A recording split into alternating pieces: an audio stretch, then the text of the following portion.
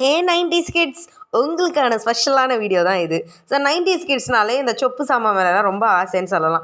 அதுலேயும் அவங்க எல்லாருக்கும் பிடிச்ச புளியங்காய வச்சு தாங்க இந்த டிஷ் அமைய போகுது.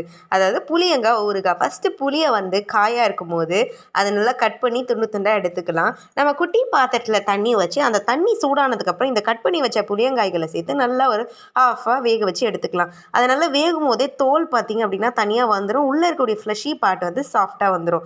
ஸோ இதை வந்து நம்ம தனியாக எடுத்து வச்சுக்க போகிறோம். அதுக்கப்புறம் என்ன பண்ண போகிறோம்னா இந்த காயில் இருக்கக்கூடிய அந்த ஷெல்லை வந்து பொறுமையாக ரிமூவ் பண்ண போகிறோம். ரிமூவ் பண்ணிவிட்டு அதுக்கப்புறம் என்ன பண்ண போகிறோம்னா அந்த ஃப்ளஷில் தான் இந்த ஊறுகாவே நம்ம மேக் பண்ண போகிறோம். இது பார்த்திங்கன்னா கிட்டத்தட்ட 2-3 வருஷம் கெடாமல் இருக்குங்க. பாருங்கள், ஃப்ளஷை நம்ம வந்து தனியாக எடுத்து ரிமூவ் பண்ணிக்கிறோம். இதே மாதிரி எல்லா புளியங்காயிலையும் இருக்கக்கூடிய ஃப்ளஷி பார்ட்டை தனித்தனியாக ரிமூவ் பண்ணிக்கிறோம். ஸோ இதுதான் நெக்ஸ்ட்டு ப்ரொசீஜர். ஸோ எல்லா காய்களையும் ரிமூவ் பண்ணிட்டோமா?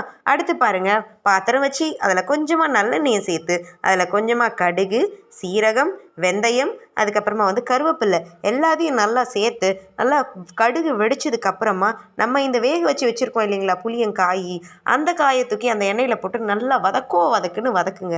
எண்ணெயில் பார்த்திங்க அப்படின்னா அந்த புளியங்காயை போட்டு நல்லா மிதக்க விடுங்க.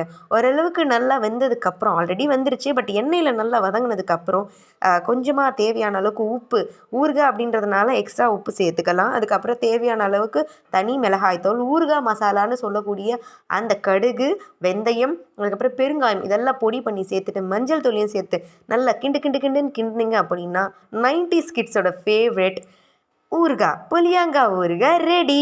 தயிர் சாதத்துக்கு அம்புட்டு ருசியாக இருக்குங்க. ட்ரை பண்ணி பாருங்கள். மறக்காமல் கமெண்ட்டில் அடுத்து இந்த குட்டி சமையல் என்ன சமைக்கலான்றதை சொல்லுங்கள். பாருங்கள், வாவ், எம்மியாக இருக்குது பார்த்தீங்களா? Thanks for watching. Keep supporting us for more interesting videos.